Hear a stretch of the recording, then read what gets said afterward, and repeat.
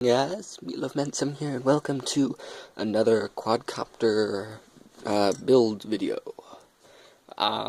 Today we're going to talk about two things. Propellers, which are these things right here. They generate thrust, so it can fly. And then we're also going to talk about batteries. So, propellers. Pretty basic. These on here are 50-30 propellers. They're the propeller that I'm going to recommend to you, but, you know, whatever you want to use. Like I said in the previous video, on motors there will be recommended props to use. Although, if you're going to use a 250 frame, like this one, you're going to need to use at least 50-30s. Like, 50-30s is as big as you can go, basically, on something like this, because otherwise it might hit the side. That would be bad. And then, on the bigger drone, I believe these ones are, 10 by 4.5s, and they're huge. So yeah, let's talk about them. So each of these propellers, I'm just going to take one of these off to show you.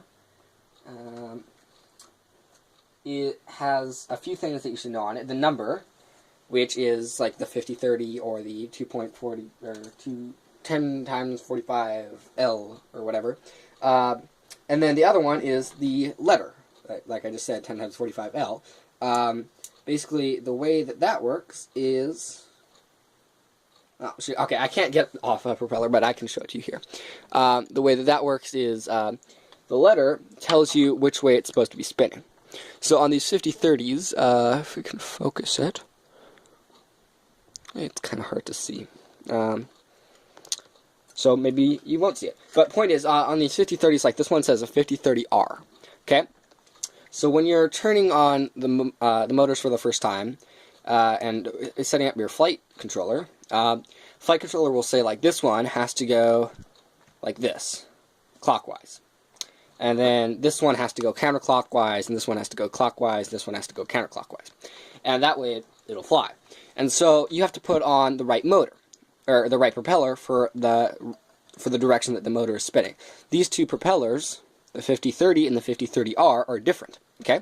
50-30R means that it's turning right or clockwise. Right? Okay? So, and these 50-30s are turning left or counterclockwise. So you want to make sure that your propellers are always opposite from each other. So, or diagonal from each other, I should say. So a 50-30 goes here, and a 50-30R would go here and here, and a 50-30 would go here and here. If you don't have them on right, it won't generate thrust and it won't take off. Simple as that. Most motors will come with like the motor itself, and it'll have something like this on the top that you can attach. And basically you just gotta have, you got a set screw here. Kind of hard to see it, but set screw right there. And you just go ahead and put it on, tighten the set screw, and then you put the propeller on, and then you screw on the top piece right here. You stick a Allen wrench into the hole there, and you tighten it so that it doesn't come off, because if your propeller falls off mid-flight, that's bad. So that's basically all about propellers. Now let's talk about batteries.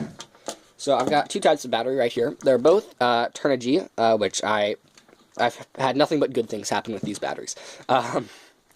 So this is a Turnigy 2S 1800 milliamp 20 to 30C discharge. So I'm going to explain those. So 2S, that's how many cells it has. You can also see it. Once again, this is a terrible camera, I'm sorry, but it says it down here. And the number of cells is how many volts, determines how many volts it puts out. So a 2S battery puts out 7.4 volts. The motors that I was showing you yesterday, their max voltage is 7.4 volts. So that's another thing you want to look at. If you're going to use those Turnigy 1811 2900 kV motors, then this is the biggest battery you want to use with them, because if you put more than 7.4 volts in, it's going to burn them out, and that's bad. Then, how many milliamps? We're going to talk about that when we're charging it, which I'll go over that in a minute. But it's basically just how much power it'll hold. And than the C discharge. So this is a 20 to 30 C discharge. That's how fast the battery discharges itself. The higher the C level, the faster it'll discharge. So basically, if you have a super high C battery, then those motors are really going to fly hard. You know, I mean, when you press up on the throttle, they'll shoot up in the air. Whereas if with a lower C battery, it will kind of slowly drift up into the air. Also, with a higher C battery, though, if it discharges faster, then it will run out of battery faster, and then you have to charge it again. Then I've got a little bit of bigger battery, just to look at it here. This is a 3-cell, and it puts out 11.1 volts. So it'll last a little bit longer, give us a little bit more speed with our motors. It also has a 20 to 30 C discharge. So, I mean, if you have, depending on the motor that you're going with and the propellers that you're going with, different batteries will do better. So, like I said, I don't know if I said it, but I'm working on upgrading the motors that I currently have on the racing one from these Turnigy's, which are great starting motors, but I need something a little bit better now that generates a little bit more lift. And the motors that I'm looking at, they're like DYS ones. They run better. They generate more lift with a 3S than a 2S. So I just got them switched out, and now I'm going to use this instead. Now let's talk about charging. Oh, and let's look at the cables here. So on a 2S like this, you got this little battery plug-in right here, and it goes into something like this. For me, this one's kind of like messy, but I have all of the power leads. Here's, you can see it right. Get into the camera. Okay, are all twisted together, each color, so the blacks are right here, and the reds are somewhere in there, and they're all just twisted in with this blue cap right here. And then these cables right here are also twisted in. This is just harvested from something, or I bought it in a hobby store or something. And so you got the black goes in this black area, and the reds go in the red area, which is somewhere else on here. And it just comes out, and we plug this in, and it'll power it up. In fact, I'll just show you. I think that this has battery.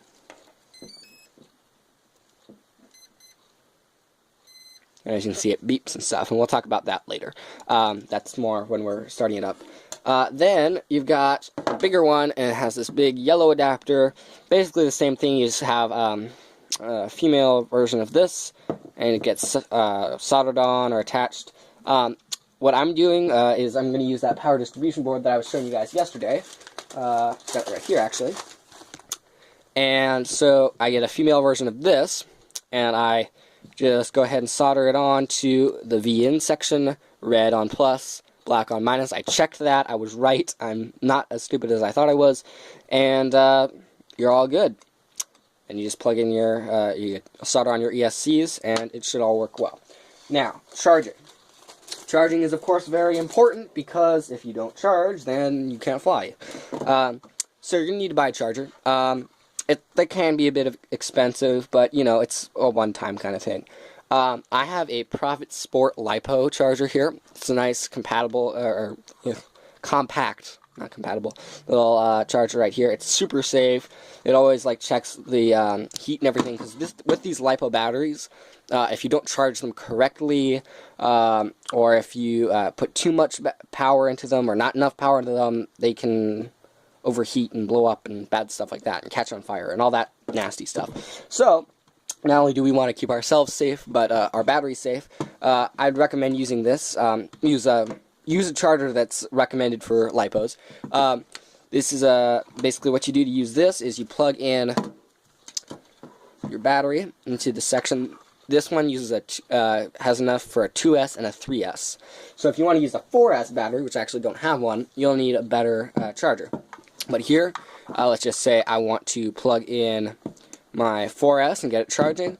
I have to just go ahead and plug it into the 3S and get it into the put the balance end right here.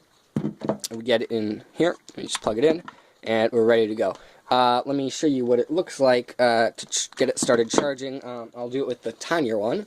So it's a 2S, so we go ahead and we plug it into the 2S section. But first, let's go ahead and plug in our charger. So, cable, here it is. And what will happen is plug it in, and it'll beep a bit. And then you'll see here, you set how many amps it is. So if we look at this, this is 800 milliamps. So it's a little bit over half an amp. There's 1,000, yeah, I'm pretty sure it's around 1,000 milliamps in an amp. So we want to always go a little bit above, or actually, let me think about that. Yeah, okay, this will work fine. So it's 800 milliamps. We're going to go with 0.5 amps here. And what we do, and it won't let you charge it if it's the wrong amperage for it. And you just go ahead and plug it in. And then what it'll do over here is how far it is to be done charging. I don't know if you can really see the colors, but you just press and hold the red button, and it'll get started. It'll be red, and then it'll slowly go up to yellow and green, and then it'll beep again, and it'll be done. It takes like half an hour to an hour, depending. And if you ever have to stop it for some reason, you just press the button. It'll stop by itself if there's something wrong. Great low charge. It costs about $50, but it's definitely worth it. So that's basically it for today. Tomorrow we'll talk about the radio that I would recommend using, as well as the receiver that goes with it. And then the last video will be going on we'll talk about the flight controller itself. That can be kind of confusing, and setting that up. That'll be a longer video, as well as basically putting everything together and getting it up in the air. So that'll be exciting. So see you guys tomorrow. Meatloaf out.